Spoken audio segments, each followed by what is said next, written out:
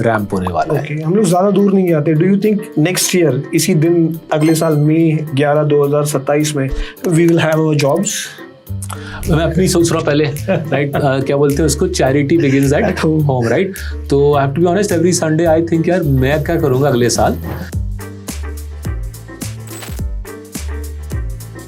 10 साल में बेसिकली कोई ग्रोथ नहीं है। 5 लाख से 1 करोड़ जो कमा रहा है, तो 10 साल पहले 10.2 लाख कमाता था ऑन एवरेज, आज कमाता है 10.8, मतलब मार्जिनल, राइट। महंगाई को हमने फैक्टर इन किया नहीं है यहाँ पर। हाँ जी, महंगाई दर को हमने फैक्टर इन किया नहीं है। आपने बोला पॉजिटिव बोलो, तो मैं पॉजिटिव बोलने का प्रयास कर रहा हूँ। Bangladesh is not exporting IT, no, neither is China nor is Vietnam. अब AI स्टोरी को तोड़ेगा। वो IT का जो 400 बिलियन आ रहा था वो रुक जाएगा आना। पूरा रुक जाएगा या कम हो जाएगा? फिर होपफुली रातों रात नहीं जाएगी, राइट। रातों रात जाएगी तो मेरे भी होश उड़ जाएंगे। Hello and welcome to the Rediff podcast. Author of Coffee Can Investing, Breakpoint, The Crisis of the Middle Class, and founder of Marcellus Investment Managers, Saurabh Mukherjee joins us to decode the pain India's middle class has been enduring since 2018. We will discuss the breakpoint that pushed them to this stage, how AI is threatening their jobs, and how their fortunes rise and fall with India's economy. Saurabh, welcome. Thank you for inviting me to the podcast. Okay, we are confused as to how to begin this podcast, but yesterday's Prime Minister's speech, where he has besieged Indians to avoid buying gold for 1 year, to make sagacious use of petrol, cooking gas, etc. How does it impact the India's middle class, which it seems is the focus of your book? I mean, look, the hallmark of great leaders is to inject clarity in a difficult situation. I don't think there was any doubt that India is in a difficult situation. The country economically is in a difficult situation, and kudos to the Prime Minister for clarifying that. And I think from I didn't get to hear the speech. I read about it in the newspapers. From what I understand, Prasanna, the PM is saying there's 3 things we should do. Firstly, we should travel around less because that consumes fossil fuel. Secondly, he's saying we should buy less gold. And thirdly, he's saying less foreign travel, whether it's for business or holiday. I think those are sensible points of view for the PM to lay them out. My reckoning is that for the middle class, by middle class, we've said in Breakpoint, we've said that we refer to the people who earn between 5 lakhs per annum to 1 crore per annum. I reckon for them, I would say there's 3 other things that they might want to consider doing. This is the crux of Breakpoint.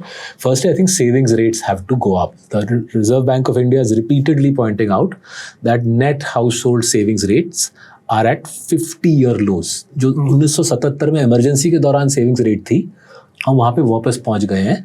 जाहिर है that's not going to be enough to drive the country forward, right? If a country needs to invest, it needs to save. नहीं तो investment के पैसे कहाँ से आएंगे, right? अगर उद्योगपति को पैसा लगाना है फैक्ट्री में, तो पब्लिक की बचत होनी चाहिए. So savings rates will have to go up significantly as we enter the संकट काल. Therefore, by definition, consumption को घटाना पड़ेगा. वो सोने पे कंजम्पशन हो या विदेशी छुट्टी पे कंजम्पशन घटाने की बहुत बड़ी आवश्यकता है. Second is this whole construct कि बच्चा पढ़ लिख के यूनिवर्सिटी जाके नौकरी पाएगा, वो स्टोरी खत्म है, राइट? तो ब्रेक पॉइंट में बहुत सारा डेटा डाला है, कंपनीज का एनुअल रिपोर्ट का डेटा, ट्रेड बॉडीज का data, specialist employment classified companies का डेटा, कि लास्ट 3 years में white collar job creation is come to zero, right? And the countries continue to produce 80 lakh graduates. सालाना 80 lakh graduate निकल रहे हैं, जिनके लिए कुछ खास करने को है नहीं, राइट? अजीम प्रेमजी यूनिवर्सिटी की हाल ही में एक स्टडी आई कि जिस साल में बच्चा ग्रेजुएट करता है, barely 3% get a job, white collar salaried job उस साल में. जो इंडिया का सपना होता है, right? American dream is supposed to be घर, कुत्ता, गाड़ी. Indian dream was pretty simple यार, बच्चे को नौकरी मिल जाए, उसकी जिंदगी शुरू हो जाए. वो अब हो नहीं पा रहा. जॉब्स का स्टोरी मेरे ख्याल से AI खत्म कर चुका है और आने वाले महीनों में और खत्म होते दिखेगा. So we need to make the switch to gig jobs and entrepreneurial mindset. I think middle class को बहुत अर्जेंट बेसिस पे खुद को मुझे मेरे बच्चों को, हमारी जो आने वाली पीढ़ी है उसको सिखाना पड़ेगा कि बच्चों गिग जॉब्स मतलब सेल्फ एम्प्लॉयड एंटरप्रेन्योरियल एग्जिस्टेंस के लिए तैयार हो जाओ, because that's gonna be the future of our country. जो तीसरा चीज़ आई थिंक हमारे जहन में हमको डालना पड़ेगा इज दैट इस स्टॉक मार्केट में सट्टा सुट्टी करके FNO करके सिर्फ बर्बादी आती है। सेबी साल पे साल I think this is the 4th year running SEBI बोल रहा है कि रिटेल इन्वेस्टर साल में 1.1 लाख करोड़ या 1.2 लाख करोड़ खोता है। सोचिए उसका मतलब लास्ट 3-4 साल में क्यूमुलेटिवली रिटेल इन्वेस्टर ने करीबन 4 लाख करोड़ उड़ाए हैं। भारत सरकार की एजुकेशन बजट होती है 1.1 लाख हाँ, लेकिन सरकार को काफी पैसा मिला है STT से। तो सरकार का जो सोच है इस पे deem it to be a sin good. काफी डिबेट चल रहा है इस पर, बहुत लोग कह रहे हैं कि इस पर पाबंदी लगाइए FNO ट्रेडिंग पर। तो फाइनेंस मिनिस्टर जी ने अपनी सोच साफ कर दी है। She said it's basically think of it as a sin good. उन्होंने STT बढ़ा दी है, but just like we don't go out and exhort people to drink and smoke, right? Last night, I haven't yet watched a podcast which exhorts people to drink or smoke. I think in this podcast, I'm going to request whoever is watching कि futures and options trading मत करिए, आपके wealth के लिए devastating है। आप जितना FNO करोगे, न्यूयॉर्क में हेज फंड्स पैसा कमाएंगे और साउथ बॉम्बे के जो अल्ट्रा हाई नेटवर्थ लोगों की प्रॉप शॉप है वो आप नोट छापेंगे, तो अपने एल्गोस लगा के बैठ जाते हैं। और तो प्रधानमंत्री जी की आई थिंक सोच देश को चेतावनी कि संकट काल शुरू हो चुका है। उन्होंने 3 टिप्पणियां दी हैं क्या करनी चाहिए। उसमें जो मेरी जो छोटी सी समझ है और ब्रेक पॉइंट में जो हमने रिसर्च किया है उसको मुताबिक मैंने ये 3 और चीज़ें ऐड की कि बचत बढ़ानी पड़ेगी, बच्चों को गिग जॉब्स के लिए और एंटरप्रेन्योरशिप के लिए तो तैयार करना पड़ेगा। बेसिकली बांग्ला में बोलते हैं बिजनेसमैन बनाना पड़ेगा। बांग्ला में वी डोंट हैव बांग्ला में we don't have a word called entrepreneur, so हम बिजनेसमैन बिजनेसमैन बोलते हैं। वुमेन बिजनेसमैन बिजनेस वुमन बनाना पड़ेगा बच्चों को। और तीसरा ये FNO ट्रेडिंग का जो नशा एस्टैब्लिश्ड हो चुका है, राइट। जिस टैक्सी में मैं आपके स्टूडियो में आया, वो taxi driver every time the car stops वो FNO ट्रेडिंग कर रहा था। उसकी आदत है। ही सेज ये आपको टैक्सी में घुमा के क्या पैसे बनेंगे मेरे, सच में पैसे तो FNO में उसके पैसे बन रहे हैं अब तक उसको लगता है। तो यही थोड़ा ल्योर है FNO ट्रेडिंग का। लगते हैं कि मैं any moment Warren Buffett. Social media पे इतना फोमो कराते हैं ये जो इन्फ्लुएंसर्स हैं कि करो ये स्ट्रेटजी यूज करो, पैसे बनेंगे। छेड़ी प्रसन्ना जी, जो लोग मीडिया में है उनकी हम शिद्दत करते हैं बिकॉज आप लोगों के पास बहुत ताकत है। आप लोग एक वांटेज पॉइंट में जो आप देश को सही दिशा दिखा सकते हो, इसलिए हम शिद्दत करते हैं, रिस्पेक्ट करते हैं मीडिया की।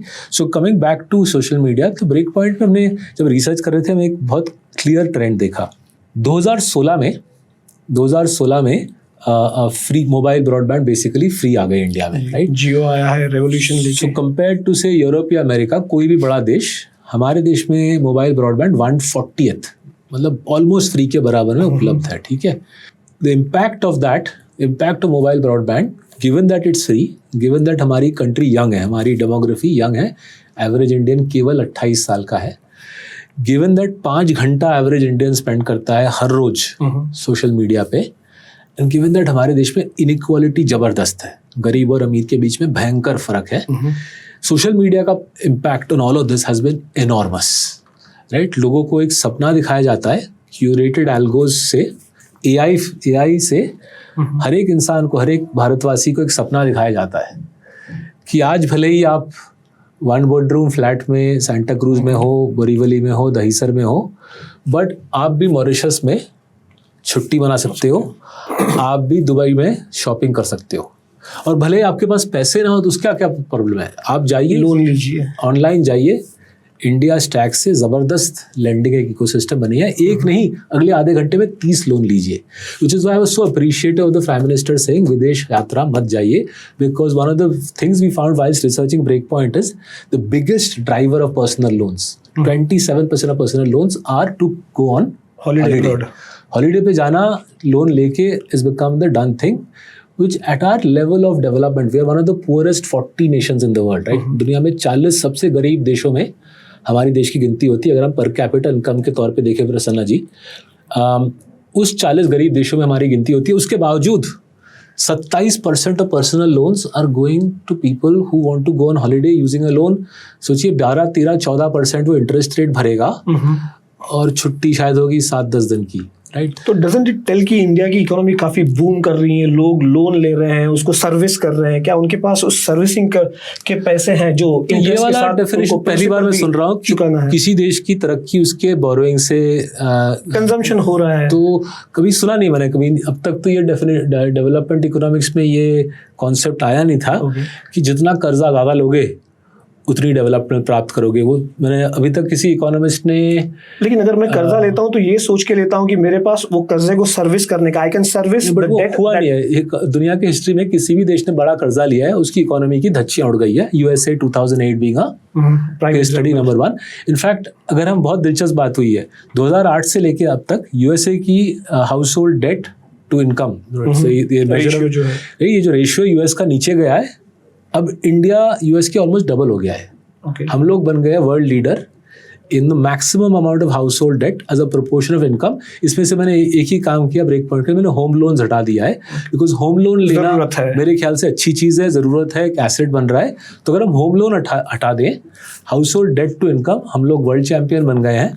यूएसए को बहुत दूर छोड़ दिए हम, चाइना को बहुत दूर पीछे छोड़ दिए हैं, हम आगे बढ़ गए हैं। बट टू योर पॉइंट, कोई भी देश विकसित बनता है क्या भयंकर कर्जा लेके, कंज्यूमर डेट बड़ा उठा के? किसी देश की कुछ खास उन्नति हुई नहीं है। न उस मुद्दे पे जो जिस प्रकार का डेटा हमको दिख रहा है, bye the way reserve bank of India भी इस मुद्दे पे बार बार डेटा डाल रहा है। आरबीआई की एक बहुत अच्छी रिपोर्ट आती है हर 6 महीने, every 6 months the RBI publishes something called the financial stability report. तो उसमें आरबीआई बार बार दिखला रहा है, जैसे सभी एफएनओ के बारे में बात कर रहा है, आरबीआई पर्सनल कर्जे की बात कर रहा है, बोल रहा है ये जो बिल्डअप है ये डरावना है। बिल्डअप में amber light, orange light, yellow light, जो भी ट्रैफिक लाइट होता है वो फ्लिकर कर रहा है और लोगों के क्रेडिट स्कोर पे दबाव दिख रहा है।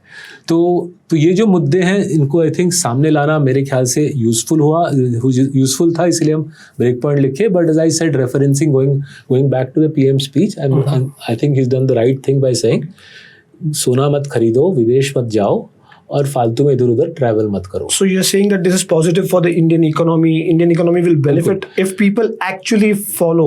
I think we won't have a choice. At one level, whether I write Breakpoint or not, whether we do this podcast or not, I think लोगों के पास कोई चारा अब दूसरा रहेगा नहीं। जिस प्रकार की इकोनॉमिक दिक्कतें जिंदगी में आएंगी, जिस प्रकार से क्रूड, जिसको कहते हैं पेट्रोल डीजल का भाव बढ़ेगा, जिस प्रकार से एडिबल ऑयल, कुकिंग ऑयल का भाव लास्ट 6 महीने में 50% बढ़ गया globally, it's not an Indian problem.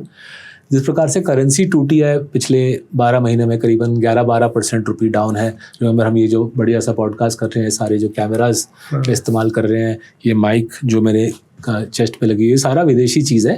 तो ये सारी चीज़ें 12% महंगी पड़ी है, right? You guys are very kindly invested in all of this expensive equipment, but for your company the cost of this has gone up 12%, and at some level your company will recover the cost from whoever the customers of your company are. Same applies to Marcellus, by the way. हमारे company में भी same बैठेगा across the country। तो आपका cooking oil का cost बढ़ा है, आपका करेंसी टूटा है, आपका क्रूड ऑयल रुपी में देखें तो 1 साल में डबल हुआ है जी। और इसके बाद मेट डिपार्टमेंट बोल रही है कि बरसात कमज़ोर आ सकती है। तो कोई भी ये वॉच कर रहा है, प्लीज़ प्रार्थना कीजिए, जो भी आपका रिलीजन है, जो भी आपका फेथ है, उस भगवान के पास जाइए, प्रार्थना कीजिए कि इस साल बरसात फेल ना हो। Because if you have a failed monsoon this year, if you have a weak monsoon, then it be difficult to put any lid on price inflation. Just crude plus cooking oil plus the currency depreciation is going to double our CPI inflation. उसके साथ साथ अगर बरसात भी fail हो गई प्रसन्ना जी, तो बहुत मुश्किल, बहुत डबल नहीं, क्वाड्रुपल 4 चीज़ है ना, क्रूड, कुकिंग ऑयल, करेंसी और बरसात। अगर चारों फेल हो गए तो बहुत बड़ी दिक्कत में आ जाएंगे। तो आई थिंक जो भी भगवान है, जहाँ पे भी आपका भगवान है, प्रार्थना कीजिए कि बरसात फेल ना हो। अगर प्राइम मिनिस्टर मोदी जी की बात सुनकर हम अगर कंजम्पशन कम करते हैं इन चीज़ों का, गोल्ड का, ईंधन का, फ्यूल और पेट्रोल, वर्क फ्रॉम होम करते हैं, तो इसका इकोनॉमी में डिमांड पर कोई असर पड़ेगा, जॉब ग्रोथ पे कोई असर पड़ेगा? डिमांड पे ज़रूर असर पड़ेगा। डिमांड पे वैसे भी अगर आप सोचे, before the GST stimulus, to give the government credit, FY26 year to March 26 ने भारत सरकार ने 3 प्रकार से इकोनॉमी को ऊपर लाने की कोशिश की। फ्यूल दिया, प्रोत्साहन दिया। पहला, इनकम टैक्स घटा दी, सेकेंडली GST कट कर दिया, तीसरा रिजर्व बैंक ऑफ इंडिया ने 1.25% इंटरेस्ट रेट ब्याज दर घटा दिए, साथ ही साथ RBI ने भयंकर मॉनेटरी स्टिमुलस जाना। इनफैक्ट RBI की जो 2025 की मॉनेटरी स्टिमुलस है वो कोविड के मुकाबले दुगनी है। तो सारे इंजन जितने थे, जितनी ईंधन थी, हमारी सरकार ने इकोनॉमी में डाल दी। उसका फ़ायदा दिख रहा था। जो मार्च क्वार्टर के रिजल्ट्स हैं उसमें कंजम्पशन में उछाल दिख रही थी। अनफॉर्चुनेटली ये धक्के आ गए, चार शॉक्स की बात कर रहा हूँ वो आ गए। अब हमको मजबूरन कंजम्पशन को डैम्पन करना पड़ेगा इन्फ्लेशन के साथ जूझने के लिए। अगर हम कंजम्पशन घटाएंगे तो बचत बढ़ेगी। बाय डेफिनेशन अगर आप लेस कंज्यूम करोगे बचत बढ़ेगी। बैंकिंग सिस्टम को उस पैसे की बेहद ज़रूरत है। लास्ट 4 साल से देखा जा रहा है कि बैंक्स को डिपॉजिट पाने में बहुत बड़ी दिक्कत हो रही है, बिकॉज पब्लिक वैसी बचत कम है। जो थोड़ी बहुत बचत है लोग जाके मार्केट में, स्टॉक मार्केट में पैसे डाल दे रहे हैं। बैंकिंग सिस्टम में पैसा नहीं है। 90% ऑफ इंडिया की फाइनेंसिंग आती है बैंक से। सो स्टॉक मार्केट जितना भी फुदके, मार्केट में जितनी भी तेजी हो, अगर बैंकिंग सिस्टम में पैसे नहीं है तो जाहिर है जो लघु उद्योग है, जो हमारे देश की रीढ़ की हड्डी है, 80% of employment in India is in companies with profits less than 1 crore. Right, लघु उद्योग है, small and medium size business है, वही इंडिया की एम्प्लॉयमेंट की बुलंद बिल्कुल फाउंडेशन है। वहाँ पे क्रेडिट नहीं जा रही है, वहाँ पे क्रेडिट की बेहद कमी है। अगर लोगों की बचत बढ़े, कंजम्पशन घटे, मेरे ख्याल से बैंकिंग सिस्टम में भी क्रेडिट फ्लो इंप्रूव होगा। Sir, you wrote this book, Breakpoint. When did you realize that we have reached, that India's middle class has reached that breakpoint? What data helped you come to this conclusion that we have reached that breakpoint? देखिए, मैं 80 के दशक में दिल्ली में एक बेहद middle class family में बड़ा हुआ था। मेरी मदर मैथ्स टीचर थी, मेरे डैड इंजीनियर थे। पहले ISRO में रॉकेट्स डिज़ाइन करते थे, फिर और एक PSU में बॉम्बे हाई के ऑयल रिग बनाते थे। तो कमाई कुछ खास थी नहीं, टैक्स वैक्स भर के कुछ घर में पैसे खास आते नहीं थे। और हमारे जितने भी मिडिल क्लास भाई बंधु थे, रिश्तेदार थे, most of them struggle to get jobs to the 80s, right. तो आई वुड से 1 in 2 relatives would effectively be unemployed in some shape or form, right? And they were not uneducated, पढ़े लिखे लोग थे, बट कोई नौकरी थी नहीं 80 के दशक में, राइट। 30-40% का अनएम्प्लॉयमेंट रेट था ग्रेजुएट्स का।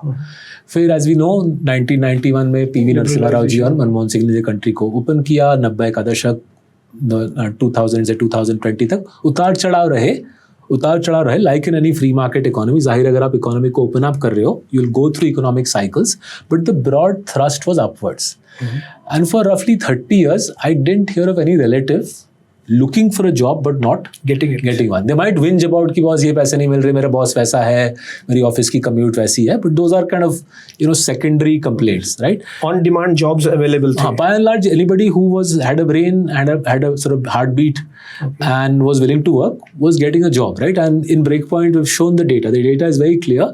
Till 2020, white collar jobs in India, the number of white collar jobs in India, 2020 तक हर 6 साल number of jobs were doubling, right? So any decent graduate who wanted to work would get a job, right? 2022 से मुझे दिखने लगा वही 80s वाला माहौल flip हो गया। हाँ, कि मेरे रिश्तेदारों की जॉब जाने लगी। Say people your and my age, they would lose a job, they would struggle for 9, 10, 11, 12 months to get another one. And when they would get one, the salary would be much lower. And this was happening in financial services, in media, in accounting and finance, मतलब जो company की accounting में काम करते हैं, and सब जगह same story थी। द एम्प्लॉयर वुड से कि सौरभ तुमको क्यों रखो, तुम्हारे से हाफ पे में वहाँ पे युवा लड़का खड़ा है, वो काम करने के लिए तैयार है, एंड दैट बच्चा plus AI can do whatever you can do and I will save some money. So Saurabh कल से ऑफिस मत आना, we are hiring a younger guy, and we're sticking some AI in. And then what I realized is if you lose your job in your 40s and 50s, and I'm sure those watching, I hope this never happens to you. I've seen it happen to many people. Someday it might happen to me as well. If you lose your job in 40s and 50s, at that stage of your life, right, your living expenses are at their maximum. बच्चों की school की पढ़ाई, they're about to go to college. Sometimes you might be looking after retired parents. Home loan है, car loan है, personal health issues आ जाते हैं, right? हाँ जी, plus आप मेडिकेयर के लिए, इंश्योरेंस के लिए पैसे दे रहे हो। सो जो आपकी कॉस्ट ऑफ लिविंग है उसकी भरपाई करनी बहुत मुश्किल हो जाती है from a much lower paid job, right? And I saw that happening to a few of my relatives, and as I said generally through 23, 24, it became far, far harder to get a job. And we're investors, so we invest in both in India and we invest our clients' money in the Western world. And I kept looking at the data, and the data on jobs was weak quarter after quarter. And yet there was this massive tamasha कि बहुत बढ़िया चल रहा है boss, जाके आप loan लेके खर्चे करो, छुट्टी करो. बॉम्बे में कोई फेमस रॉक बैंड आ रही है यूएस से, 15,000 रुपये तो उड़ा के जाओ, रॉक बैंड के गाने सुनो खुद को वहाँ पे, right? And we saw this whole personal loan revolution taking off. And I said, this is not making any sense, right? If you're going to live in this country and and if you want to play a constructive role, right, rather than playing to the chorus is not very difficult, right? Simple. You and I can just wake up in the morning, figure out what the chorus wants us to sing. वो गाना गाने में कोई दिक्कत नहीं है, practice की भी खास जरूरत नहीं होती. अगर अपनी आवाज बेसुरी हो तो भी दब जाती है, कोरस में नहीं सुनाई देता. हाँ, exactly, nicely put, right? And you know, we could argue my singing skills, by the way, are genuinely crap. Perhaps मैं कोरस में भी गाऊँ तो पकड़ लेंगे, ये बंदा इसकी गलती है, इसका ये बेसुरा है. So I said, singing to the chorus करने की कोई अभी टाइम नहीं रही. Now let's think through what's happening. Do 2 years of research, get the data step by step, piece the jigsaw together as to how did this happen? How did a country where jobs were doubling till 2020, And now they're between 2020 and 23, what happened for that jobs engine to blow up like that? कैसे फटा? Right? So that's where Breakpoint का पूरा effort शुरू हुआ. 2024-25 दबा के काम किया, not just desk research, plenty of trips to smaller towns, plenty of trips to the tech hubs in our country, because a big part of the story is playing out in places like Bangalore, Hyderabad, Pune, Hinjewadi, Gurgaon, and understanding the impact that the reduction in white collar jobs is having. The first hit is bound to be on IT services, but even in our industry, banking and financial जो हम services. देख ही रहे हैं already IT sector में हर रोज news आती है कि कोई ले और ऑफ आप हो रहा है. लिस्टेड बैंक्स के भी एनुअल रिपोर्ट देखिए ना, लिस्टेड बैंक्स हर एक बड़ा लिस्टेड बैंक सालाना 5-6 हज़ार लोगों को घटा रहा है, right? And as you would expect, right, whoever is reducing jobs is not really putting out a press release for you guys to highlight that press release to the world. वो चुपचाप कर रहे हैं. I've lived in the West. I've seen this happen in the West twice. I've seen Western cities being destroyed by white-collar jobs moving to India. Yeah. This is around the year 2000. And I've seen I've seen Western cities destroyed by blue-collar jobs, factory jobs going to China. And I've seen that when this job sucking happens, right, when the job destruction happens, जिनकी job जाती है वो humiliation से मुंह नहीं खोलते. जो media है वो सोचता है ये गुड न्यूज़ स्टोरी है, वो भी रिपोर्ट नहीं करते. और जो पॉलिसी मेकर है वो बोलता है यार what am I supposed to do, highlight this, I don't have a panacea, I don't have a remedy, मेरे पास सोल्यूशन नहीं है. हाँ, मेरे पास कोई सोल्यूशन है नहीं, तो मैं भी नहीं खोलता. So it's like silently these cities has blown up in the West. This happened in America, it's happened in UK. Silently these cities have blown up between say 2000 and 2015 odd. White collar jobs going to India, blue collar jobs going to China. Now the same thing is happening. That's what I wanted to ask. Do you see the same thing happening in India? Which cities, what kind of jobs are moving out? Blue collared, white collared? As you said, white collared now the jobs are not moving out. Now the jobs are being eaten up by technology, right? So मैं आपको एक simple सा तरीका देता हूँ to visualize the scale of what's coming towards us. So Anthropic जो Claude own करता है, Anthropic ने 3 हफ्ते पहले घोषणा की कि उसकी एंटरप्राइज मतलब बिजनेसेस को जो एआई बेचता है वो, उसकी एंटरप्राइज रेवेन्यू रन रेट आज $30 बिलियन है. ठीक है, एक साल पहले 1 बिलियन था. 30 टाइम्स हो गई. एक साल में एंथ्रोपिक की एंटरप्राइज रेवेन्यूज 30 बिलियन का छलांग मारी, रॉकेट हो गया. ठीक है, अगर एक साल में, रिमेंबर अभी एजेंटिक एआई आना बाकी है. एजेंटिक एआई मतलब अब तक हम क्या करते थे, चैट जीपीटी टाइप चीज, जहाँ पे हम क्वेरी मारते थे. सो I would say I am going to an interview at Rediff, they are going to quiz me on Breakpoint. ये Breakpoint के पुराने वीडियोस हैं, रीडिफ क्या सवाल पूछेगा बता दे मेरे को एआई, राइट? एंड वो मुझे बता देगा प्रसन्ना आपसे ये 15 चीज़ें पूछेगा, आप रट लो, ठीक है. फिर तोता like me would rectify it and try to regurgitate in front of you, right? That's the primitive form of AI जो अब तक हम यूज़ करते आए. Agentic AI, you won't even need me. You will have a AI version of me. An AI version of me as well. हाँ जी, and they will have a perfectly good podcast, and neither of us will be required. ठीक है? People will think that it's real. And people will think it's real. It might even be better than my whatever I have said. Articulation, Right now सोचिए अगर Anthropic $1 billion to $30 billion enterprise revenue एक साल में पहुंचाए, अभी 30 से मेरे ख्याल से 10 गुना जा सकता है, 300 जा सकता है. And by the way, I'm just stressing this, Anthropic is one of the many AI vendors. तो आज से एक साल बाद between Anthropic, between Microsoft, between Google और Alphabet, right? 4-5 बड़े hyperscalers हैं.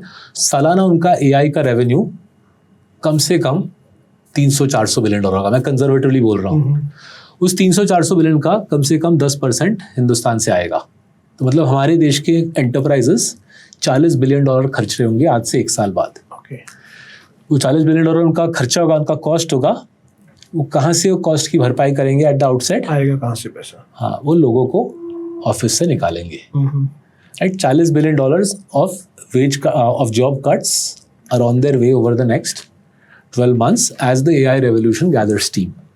ठीक है, तो ये है पिक्चर जो हमारे सामने आ रही है. हाइपर स्केलर्स का जो रेवेन्यू डेटा है उसको अगर देखें, उन्होंने जो एजेंटिक कैपेबिलिटीज़ बनाई है उसको अगर हम समझे, उन एजेंट्स में, उन AI एजेंट्स में मेरा काम करने के लिए, आपका काम करने के लिए, आपके बाहर जो कोलीग्स बैठे उनका काम करने के लिए जो तैयारी बनाई है, राइट, वो अगर हम समझे, then we'll get a sense of the scale of the tech crisis, of the jobs crisis coming towards India, and hopefully those watching will understand why we named the book Breakpoint, the crisis of middle class India.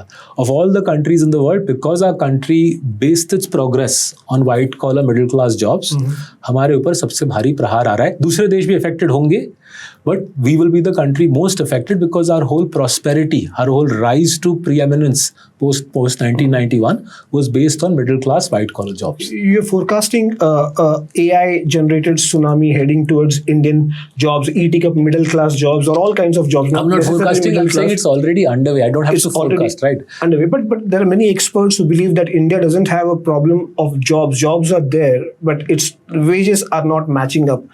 The problem is wages. They are underemployed. How do you reconcile what you are saying and what is already happening in the economy with these experts? My relatives who got laid off, they got laid off full proper, right? हर हफ्ते कोई ना कोई global tech major या Indian tech major लोगों को निकाल रहा है. 10,000 12,000 लोगों की जॉब जा रही है. And those people are not being laid off partially. They're just being told, sorry, कल से आप ऑफिस मत आना, यहाँ पे नौकरी नहीं है, हम कुछ और इंतजाम करें. अखबारों में कहीं पढ़ने नहीं मिलता कि इतनी बड़ी ऑफ कोर्स आ रहा है, लेकिन which is why you guys in media have such an important role to play, right? If the media doesn't report what's actually relevant, then the salience of the media gradually fades away, and that's when the whole social media piece becomes so much more important, right? If what's actually happening in a country doesn't get reported, because the employer doesn't want to send out a press release to your firm saying, we have sacked so many people. Yeah, why would they do that, right? I mean, unless they have a hole in their head, they're not going to send out a press release saying we've sacked so many people. That's not publicity anybody needs.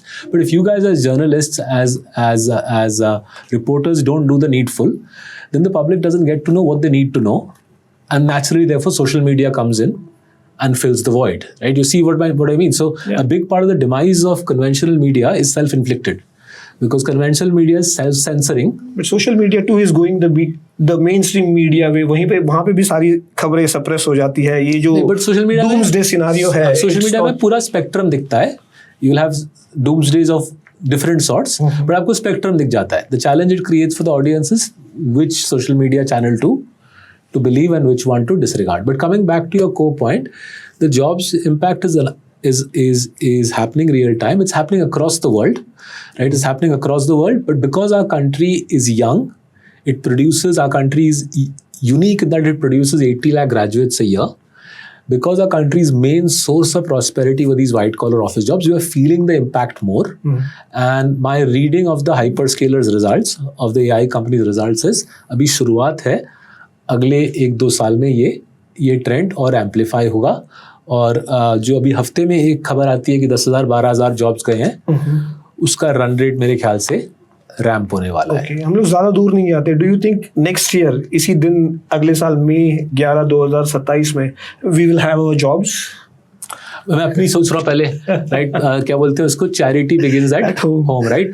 तो I have to be honest, every Sunday I think यार मैं क्या करूँगा अगले साल, right, and I try to generally ask myself through Sunday evening में कुछ करता हूँ जिससे मैं अपने आप को फ्यूचर रेडी करते हैं. हाँ, जैसे मैंने एक जो मेरे को समझ आई है कि जो हमारे पेशे में एसेट मैनेजमेंट में जो इंटेलेक्चुअल साइड है ना, जहाँ पे हम बैठ के return on capital, valuation, financial jargon, हाँ, वो सब हम फोरकास्टिंग करते हैं.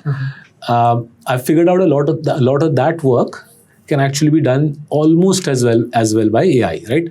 I would love to believe मेरी कुछ value add उसमें है. There are some models which actually do that. हाँ जी, so काफी हद तक agentic, as I said, remember agentic और improve होगा, right? So सौरभ मुखर्जी जो भी करता है उससे बेहतर करना आज से 2-3 साल बाद AI के लिए बहुत ही possible हो जाएगा मेरे ख्याल से, right? So मैं क्या करूँगा 2-3 साल बाद, right? I'll be each year I'm getting older. My ability to retrain myself arguably is getting more diminished. तो मैंने रियलाइज़ किया कि मुझे समझा मेरे को काम करना पड़ेगा अराउंड कि प्रोडक्ट तो सर एआई ने बना दी है, प्रसन्ना जी आप हमारे इस प्रोडक्ट में निवेश कीजिए. ये 3 वजह है कि आपको हमारे साथ निवेश करना है. हम आपकी ज़िंदगी की फाइनेंशियल प्लानिंग एक सिंपल तरीके से कर देंगे जिससे दुनिया भर across the world, not just in India, across the world Prasanna ji की लो कॉस्ट फाइनेंशियल एसेट्स में निवेश कराएंगे.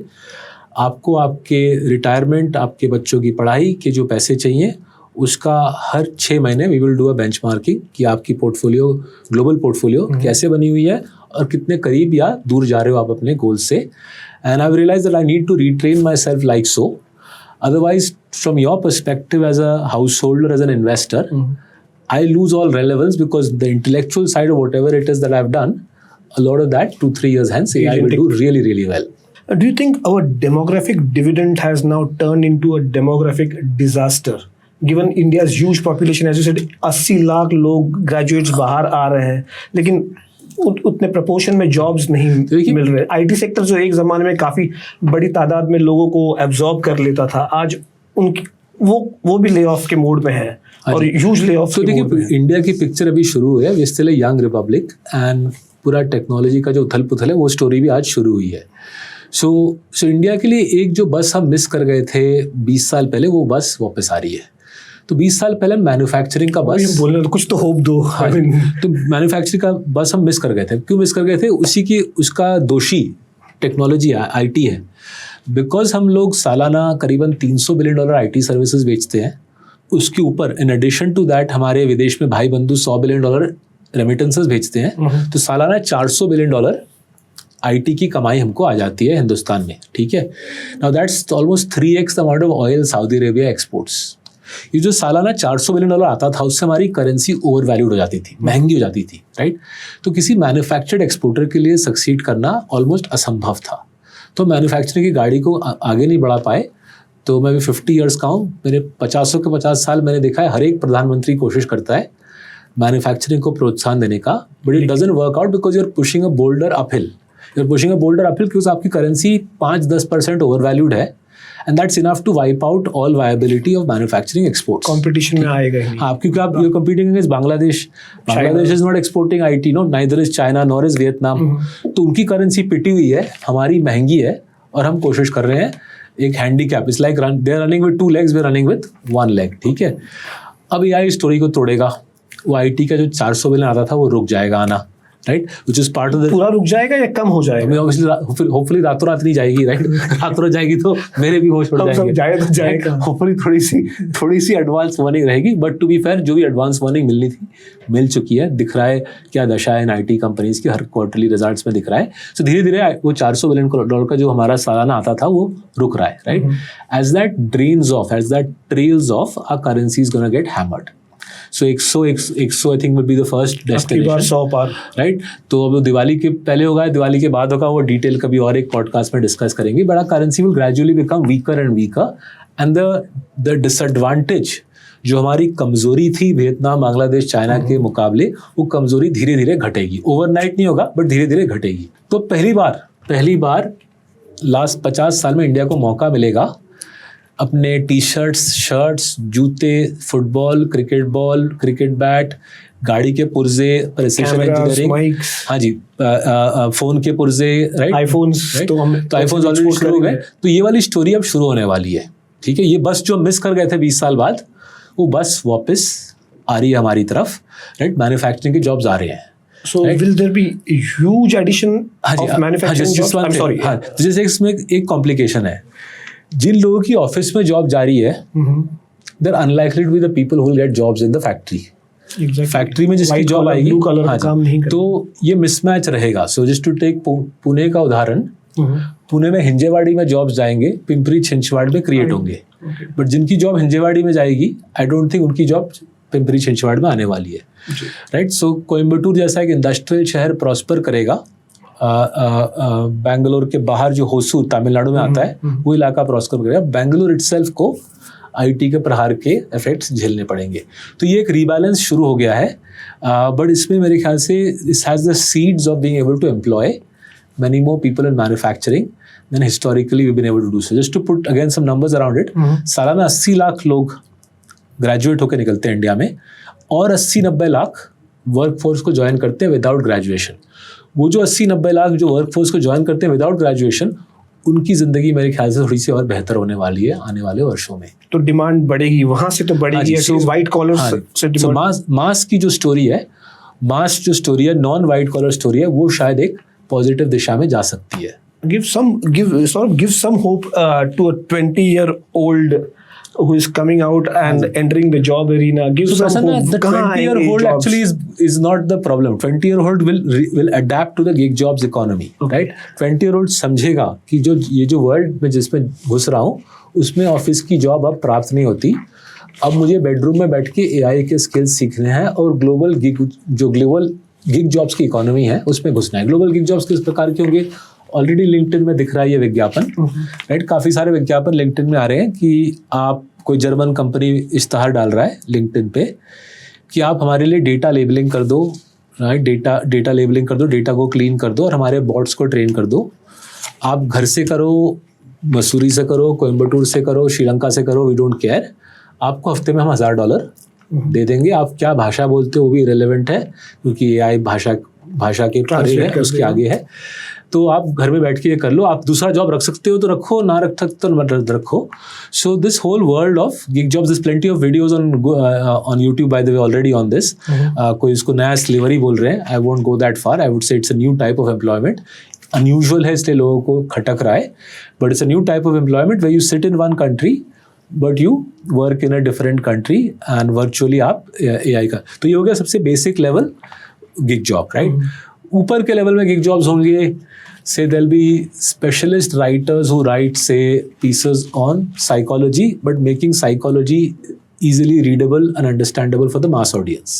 There'll be others who are doing podcasts on psychology, or podcasts on HR, podcasts on finance. So global thought leaders emerge honge.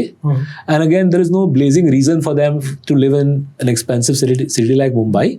They might be staying in Coorg, or backwaters of Kerala, or in a hill station in Arunachal Pradesh. तो पूरी life की पूरी जो geography की story है कि बड़े शहर में रहना है, कम्यूट करना है, महंगा भाड़ा देना है, वो स्टोरी खत्म होगा। So for the 20-year-old, life will change, I think, in dramatic ways, much of it positively. हाँ, ये बात ज़रूर है कि inequality बढ़ जाएगी, because you will have super successful income inequality बढ़ जाएगी। You'll have the Virat Kohlis of the gig work economy, and you'll have the club cricketer of the gig work economy. So ये corporate structure क्या करता है, एक forced equality डाल देता है कि अगर आप कॉलेज से ग्रेजुएट किए थे 10 साल पहले, आप कंपनी के सर्विस में 7 साल से हो, तो भैया आपकी पगार तो इतनी होगी, आप ब्रिलियंट काम कर रहे हो या सबस्टैंडर्ड कर रहे हो, उतना फर्क नहीं पड़ता, right. So corporate structures enforce socialism of sort, वो फटने वाला है, वो पूरा फटने वाला है, right. And we will get a new elite, a global gig work elite, will be the Virat Kohlis of specific facets of white collar gig work, right? Problem is harder for people you are in my age, क्योंकि हमारे लिए, आपके लिए adapt करना उतना आसान नहीं है। And whereas a 20-year-old will be delighted to live on a 20 lakh per annum compensation, उतनी सैलरी मिल जाएगी 20 लाख पर annum। जो सक्सेसफुल होगा गिग वर्क इकोनॉमी, $1000 दिख रहा है ना, $1000 पर वीक दिख रहा है, तो I am sure it's not $1000 every week, you'll probably get it for 2-3 weeks, then you have to find another gig. But 10-20 lakh कमा के यंगस्टर, युवा खुश होगा, उसके बच्चे, शादी, मॉर्गेज, ये सब झेलने के पंगे नहीं है। your and my demographic, right? It's harder for us to learn these new skills, and it's our cost of living is already ramped up. So वहाँ पे दिक्कत होगी. जो नया आ रहा है वर्कफोर्स में वो तो फटाक से झेल लेगा. So ब्रेक पॉइंट पे हमने दिया है कि सालाना 1 million companies are being created in India. 1 million enterprises बन रहे हैं सालाना, right? It's the highest in the world. I think maybe just America is ahead of us. In 1 million enterprises जो बन रहे हैं, इनके लिए करीबन $40 billion of venture capital, angel funding, सरकार से पैसे उपलब्ध है. Again it's the second largest pot of equity funding, startup funding available globally. सो हमारी सोसाइटी शार्क टैंक के बदौलत हमारी सोसाइटी ऑलरेडी इस दिशा में जा रही थी. अब एआई इसको एक सुपर पावर धक्का देगा कि भैया दिमाग से निकालो ऑफिस जॉब की सोच और 14-15 साल के दिमाग से उम्र से शुरू कर दो कि कैसे इस गिग वर्क और एंटरप्रेन्योरियल इकोनॉमी में सक्सीड करोगे. I hope our school curriculum, our university curriculum changes, adapts to this new reality. Adapts really fast, because the skills you need to run a small business are very different from the skills you need to be an obedient employee in a large corporation. So you're thinking that manufacturing will offer a lot of jobs and it will solve a lot of our problems going ahead. The bus that we had missed. Haji, I stress again, it will not solve the problems of the people who get hammered in the white collar economy. Yeah. Manufacturing दूसरी type of jobs create करेंगी for the blue collar workforce. मेरा सवाल ये था कि 2014 में we started this Make in India. It didn't pick up. Make in India को कोई thrust नहीं मिला, कोई boost नहीं मिला. We couldn't make enough in India. Right from 2014. Then in 2019, September 19, 2019, just 6 months before COVID, the finance minister gave a booster dose by reducing corporate taxes from 30 to 25, 22 effective 25, और manufacturing जो नई companies manufacture करने वाली थी उनका घटाकर 15-15% tax कर दिया. फिर भी मैन्युफैक्चरिंग स्टॉक मार्केट ऊपर चला गया. लेकिन मैं समझाया क्यों नहीं हो रहा था. हम इकोनॉमिक ग्रेविटी को लड़ रहे थे. अब इकोनॉमिक ग्रेविटी हमारे पक्ष में आ रही है. करेंसी की पिटाई हो रही है, होती रहेगी. जो FTA हमने यूरोप और UK के साथ साइन किया वो बढ़िया FTAs हैं. It genuinely gives us competitive access to markets like UK and EU, जो अब तक हमको मिलनी नहीं थी. जैसे कपड़ों के क्षेत्र में देखें, टेक्सटाइल्स में देखें, बांग्लादेश हमारे से कंपैरिजन में, बांग्लादेश इंडिया के कंपैरिजन में 14% मोर अट्रैक्टिव प्राइसेस में यूरोप को माल बेच सकता था.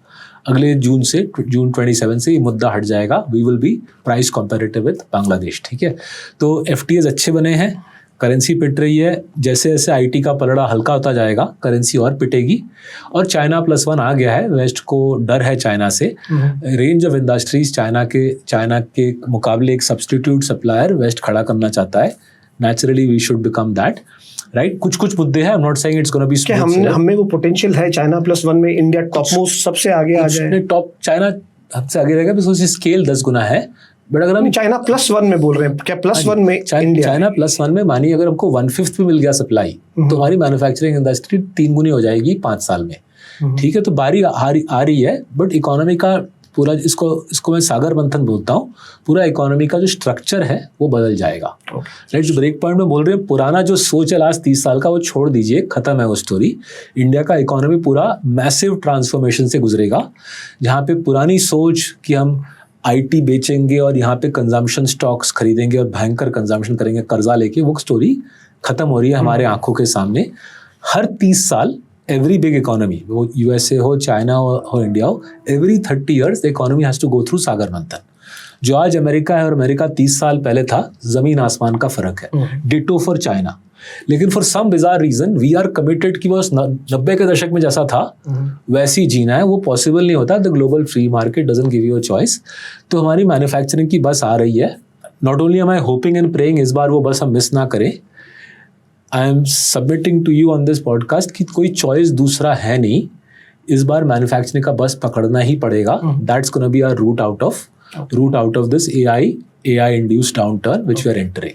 Given the situation that we are in, and as you are expecting the rupee to cross triple digits, वो मिडिल क्लास ड्रीम का क्या होगा जिस बारे में आपने ब्रेक पॉइंट में काफ़ी विस्तार में चर्चा की है कि जो अपने बच्चों को बाहर भेजना चाहती है, उनका तो कॉस्ट ऑफ एजुकेशन ह्यूज हो जाएगा। हाँ जी, तो तुम क्या देख रहे हैं, वो जो ड्रीम है वो और टूटेगा नहीं क्या? हाँ जी, उस स्टार्ट ऑफ सोसाइटी में हम क्या देख रहे हैं, जो वाली स्टार्ट ऑफ सोसाइटी, करीबन इंडिया में 1000 इंटरनेशनल स्कूल्स हैं। इंटरनेशनल स्कूल मतलब जहाँ पे बच्चा विदेशी सिलेबस में पढ़ाई करता है। इंटरनेशनल स्कूल बॉम्बे में है, बैंगलोर में है, IB, IGCSE इत्यादि, राइट।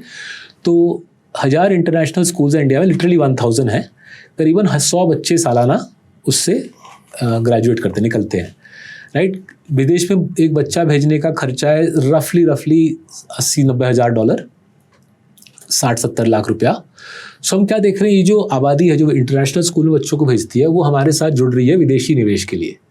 तो जब वो बच्चा करीबन 4-5 साल का होता है, जब वो इंटरनेशनल स्कूल में दाखिला प्राप्त करता है, राइट, तो माँ बाप बोलते हैं ये लो सौरभ, 50 हज़ार डॉलर, 45 लाख रुपया ये निवेश कर दो। जब 13-14 साल बाद हम वापस आएंगे आपके पास, तब तक ये नंबर, ये जो हमने आपको 50 हज़ार डॉलर दिया, ये तब तक ये 2-2.5 लाख डॉलर बन जाएंगे और इससे बच्चे की पढ़ाई पूरी कर लेंगे, राइट। तो वो सोच सटीक है, वो सटीक है। आपके हमारे स्टार्टअप सोसाइटी में वो स्टोरी मुझे दिख रही है कि माँ बाप को समझ आ रहा है जो मुद्दा हम समझा रहे हैं, कि बोल रहे हैं कि बच्चों की पढ़ाई के लिए जब वो बच्चा छोटा है, इंटरनेशनल स्कूल में दाखिला करा रहे हैं, तभी हम आपको 40-45 लाख दे देते हैं, आप निवेश कर दो और 14 साल बाद हम वापस लेने आएंगे, इस पूंजी से बच्चे की पढ़ाई हमारी फाइनेंस कर देंगे, राइट।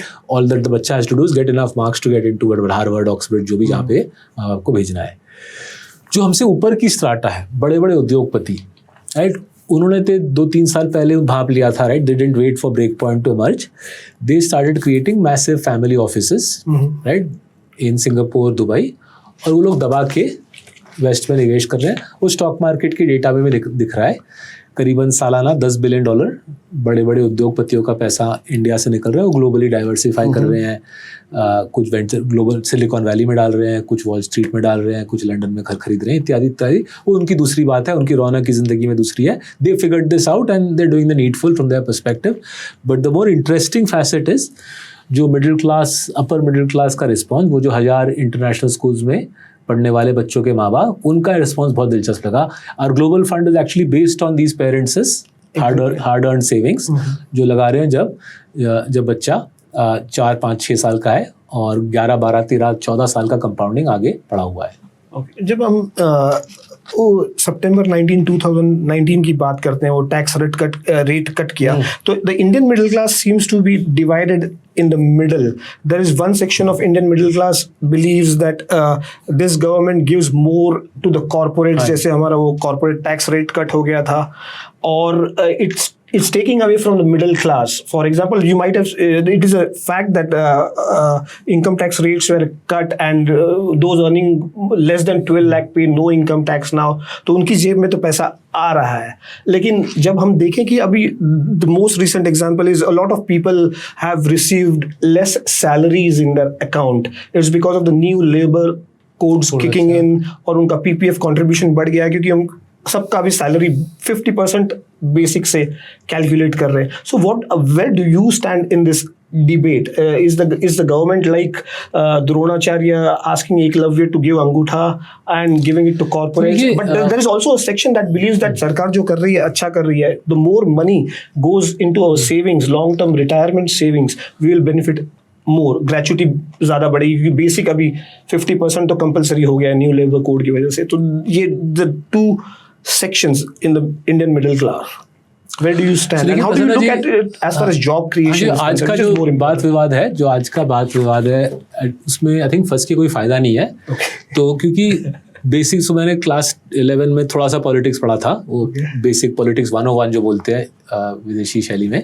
तो उसमें बेसिक सीख क्या दी जाती है? पॉलिटिक्स 101 में सिखाया जाता है कि आप किसी भी डेमोक्रेसी में अगर आप पॉलिटिक्स के बारे में सोचे, किसी भी डेमोक्रेसी हो, USA हो, इंडिया हो, UK हो, सोच सबसे बेसिक जो रणनीति है वो है मिडिल क्लास को टैक्स करो और उनके टैक्सेस की बदौलत गरीबों में पैसा बांटो और इलेक्शन जीतो. राइट? वो किसी भी डेमोक्रेसी में होता है.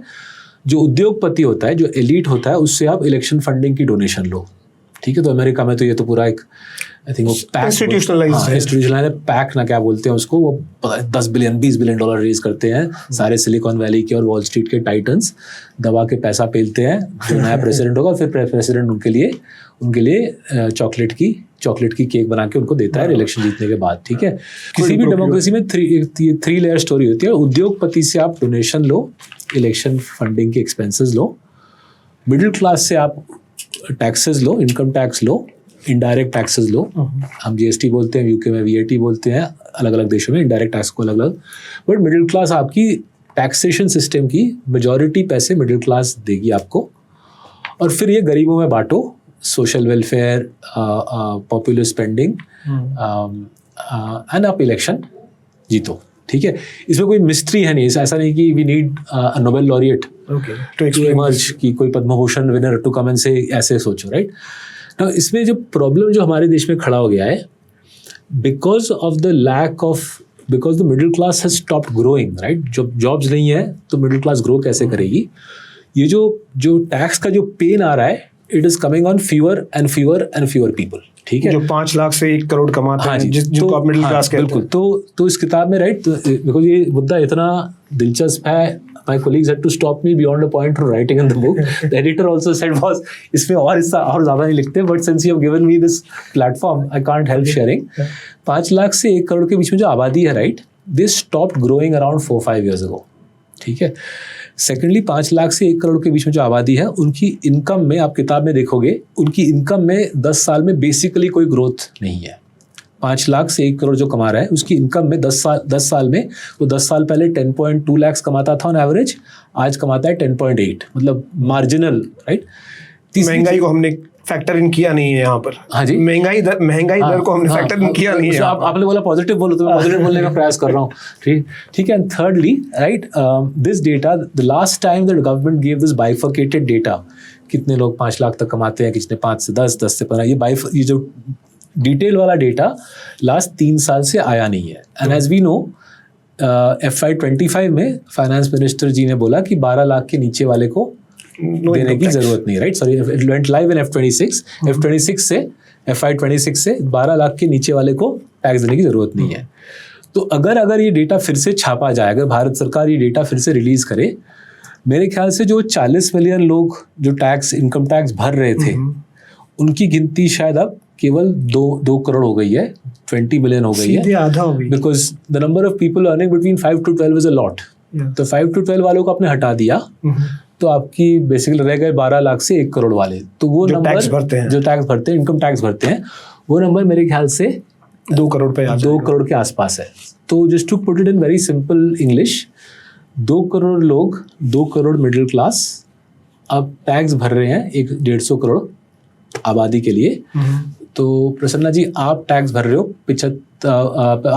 75 और लोगों के लिए। 2 crore people are paying taxes for 150 crore people. Now this aspect is unique to our country, right. Middle class का टैक्स लेके गरीब में बांटना तो हर एक डेमोक्रेसी में एक वसूल है, it's like a operating principle. But वो मिडिल क्लास का इतना छोटा हो जाना इज अनयूजुअल, एंड इतना छोटा हो जाना इतना quickly is also very strange, right? And that's what's worrying us. तो सरकार के टैक्सेस, पर्सनल इनकम टैक्सेस कम हो जाएंगे, और हाँ, सरकार के नजरिए से भी देखिए, they are collecting taxes from fewer people. तो अगर आप टैक्स ले रहे हो इतने, so they're taxing more. Not only are you taxing more, it also creates through various ways, not income taxing. It's not the taxing more. अगर आपकी tax base, अगर आपकी कमाई, आप इतने बड़े देश को चला रहे हो, वो कमाई अगर बहुत कम लोगों से आती है, it makes the tax collections very fragile, right, delicate, नाजुक। तो वो एक हमारे देश की रणनीति में फिर से रीथिंक करना पड़ेगा, can we really run our country by taxing just 20 million Indians heavily. Redistribution piece में मेरी कोई राय नहीं है, that's the government's prerogative. And as I said, democracy में इलेक्शन जीतना मुश्किल होता है अगर आप रीडिस्ट्रीब्यूशन नहीं करो, राइट। बट अगर आप वो रिडिस्ट्रीब्यूशन के जो सोर्सेज हैं, वो इतने कम लोगों से पैसे आ रहे हैं, तो it creates huge fragility in the tax base. Just to put in another way, हमारे देश की पर कैपिटा इनकम एवरेज पे बैठती है 2.5 लाख्स, ठीक है। 2.5 lakhs is what the average Indian earns, right. 12 lakh से शुरू हो रही है minimum, first the income tax payer 12 lakh से शुरू हो रही है। 5 times द एवरेज इंडियन की कमाई is where the tax collection begins. That's extraordinary. I've never seen any other economy where the lowest income taxpayer starts at 5 times average per capita income. Looks like a disaster waiting to happen. I mean पता नहीं अब ये वाला piece खर्च ज्यादा करने हैं, ये वाला पीस बहुत केयरफुली सोचना पड़ेगा, बिकॉज अदरवाइज इनकम टैक्स का जो बेस है वो बहुत नाजुक बन जा रहा है, बहुत कमजोर बन जा रहा है, बहुत कम लोगों के बदौलत इतने बड़े देश को चलाया जा रहा है। सर आपने अभी थोड़ी देर पहले बताया कि जो एलीट है वो फॉरेन कंपनीज में इन्वेस्ट करते हैं वेरियस मेथड से। अब तो गिफ्ट सिटी आ गया है जो आम आदमी को भी निवेश करने का मौका देता है फॉरेन कंपनीज में, उस बारे में कुछ बताएंगे? हाँ जी, तो देखिए गिफ्ट सिटी का जो 4 साल पहले हमने शुरू किया, बट गिफ्ट सिटी का स्थापना हुई थी करीबन 10-12 साल पहले। प्रधानमंत्री जी का एक पर्सनल इच्छा थी कि क्यों इंडियन लोग सिंगापुर जाएंगे, क्यों वो दुबई जाएंगे, क्यों ना इंडिया में हम एक ऑफशोर फाइनेंशियल सेंटर बनाए। तो 2020 में पार्लियामेंट में रेलेवेंट लेजिस्लेशन पास हुई थी, उसका नाम है IFSCA एक्ट। कोविड की वजह से थोड़ा नोटिफिकेशन में देरी हो गई, 2021 में नोटिफाई हुआ एंड 22 में हम जैसे लोग जाके हमने ऑफिस बनाए और एज यू सेड हमने फंड स्टार्ट किया। हंड्रेड्स ऑफ इंडियन फैमिलीज को मदद की है कि गिफ्ट सिटी के जरिए से आप पूरे दुनिया में कॉस्ट एफिशिएंट तरीके से, टैक्स एफिशिएंट तरीके से निवेश करें। तो जेन्युइनली मुझ जैसा पर्सन अफोर्ड नहीं कर पाता सिंगापुर या दुबई में जाके बिजनेस शुरू करके विदेश में निवेश करना, मेरे पास उतने पैसे नहीं है। But GIFT City made it very affordable, very doable. Fees are also amongst the, in fact GIFT City funds के फीस, हमारे जो गिफ्ट सिटी फंड के फीस है डोमेस्टिक देसी म्यूचुअल फंड्स के मुकाबले भी कम है, और जो टैक्स ट्रीटमेंट प्राप्त होती है ग्लोबल इन्वेस्टमेंट में वो इंडियन डोमेस्टिक इन्वेस्टमेंट के मुकाबले at some levels more favourable है। तो मुझे लग रहा है अगले 10 साल की जो स्टोरी होगी will be those families who are in that upper middle class strata, जहाँ पे बच्चा इंटरनेशनल स्कूल जा रहा है, वो लोग जाके ग्लोबल एसेट्स बनाएंगे, right? In a way this is the reverse of the east India company. East India company हमको खरीदने के लिए आई थी, अब हम लोग जा रहे हैं उनको खरीदने के लिए, right? GIFT cities is like our port. GIFT cities हमारी जहाज निकल रही है, हम उनके एसेट्स, उनके कंपनीज को खरीद रहे हैं और कमा रहे हैं, दबा के कमा रहे हैं। Why shouldn't we?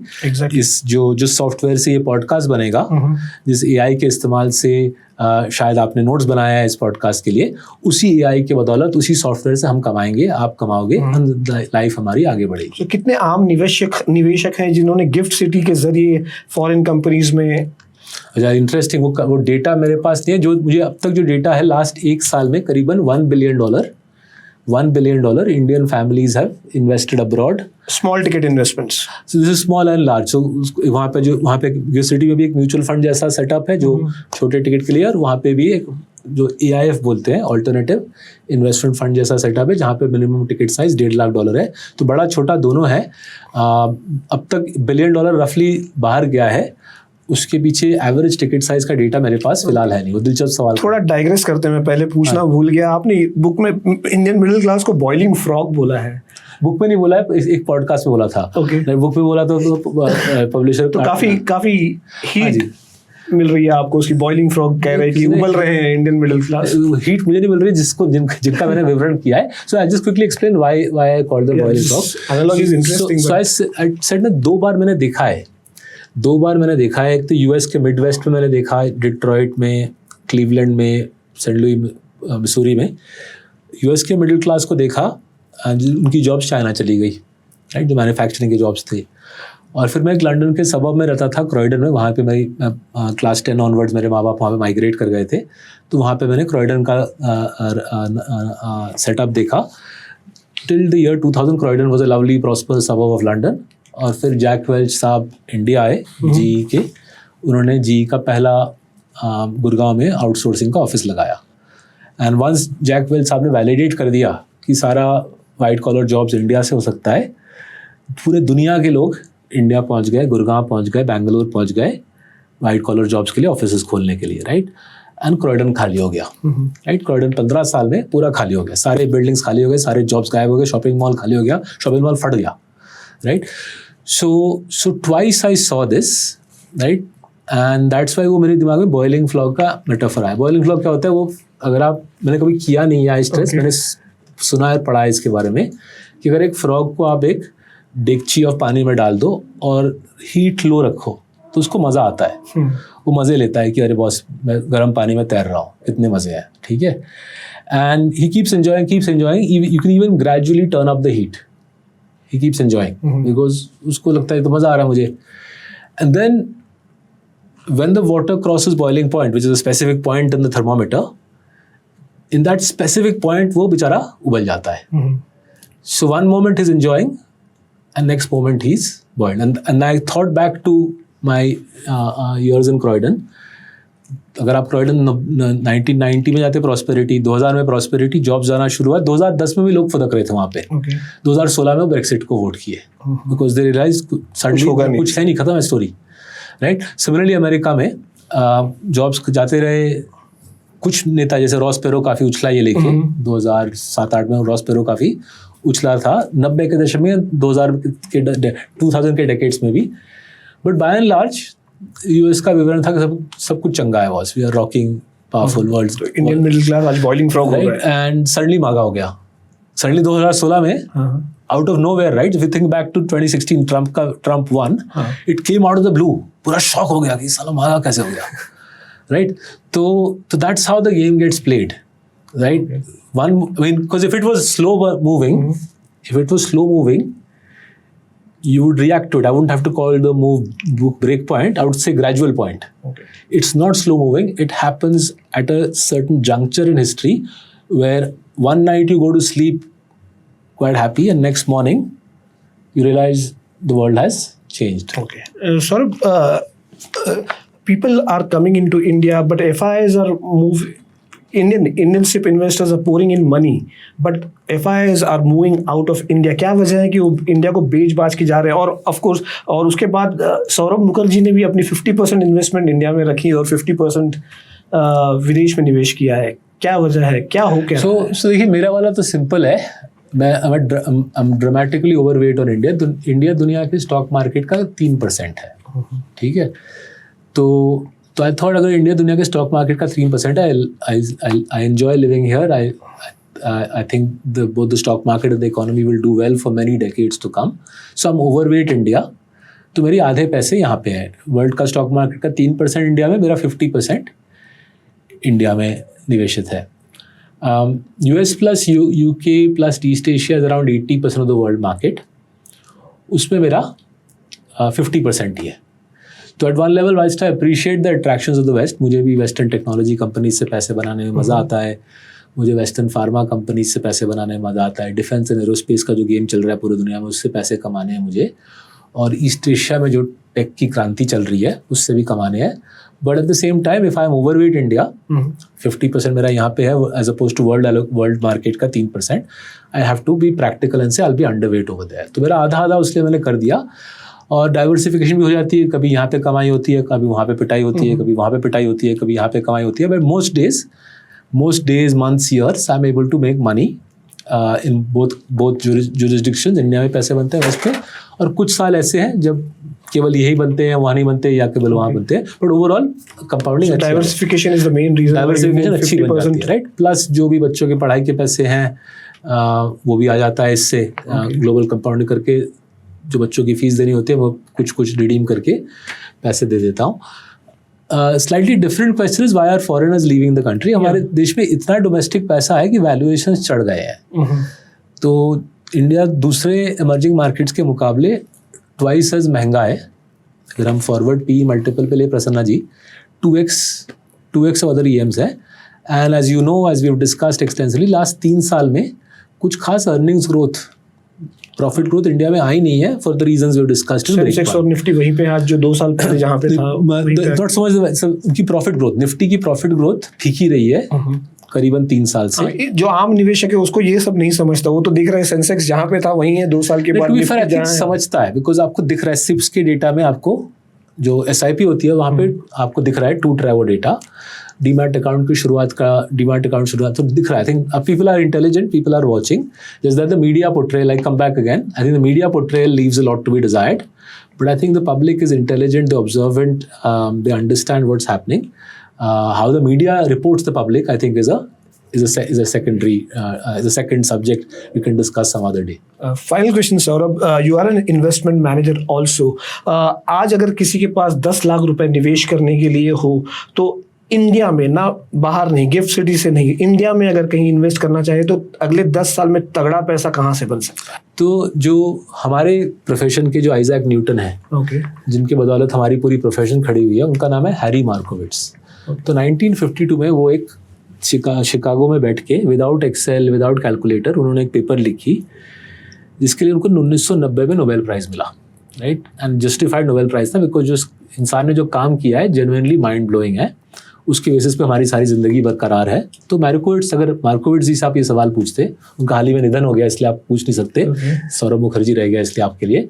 अगर मार्कोविट्स जी से पूछते, वो बोलते आप लो कोरिलेशन एसेट्स में डाइवर्सिफाई करें। तो उसका मतलब क्या हुआ साधारण अंग्रेजी में, कि आप अपने 20-25% पैसे डालिए प्रेशस मेटल्स में, गोल्ड ETFs है, सिल्वर ETFs हैं, 20-25% डालिए बॉन्ड्स में, 20-25% डालिए S&P 500 जो US की मार्केट है उसके एक ETF में, और 20-25% निफ्टी में डाल दीजिए। Just to keep it very simple, आप 4 एसेट्स में डाइवर्सिफाई कर लीजिए और शांतिपूर्वक तरीके से बैठे रहिए। साल में एक बार रीबैलेंस कर लीजिएगा बैक टू दोज रेशियोज। तो यही चीज़ हम फ्री करते हैं। We help people, we advise people free of charge on how to do this. उसके बाद अगर लोग खुद कर लें तो good for them. Some people से नहीं, हम खुद नहीं कर सकते, आप कर दो।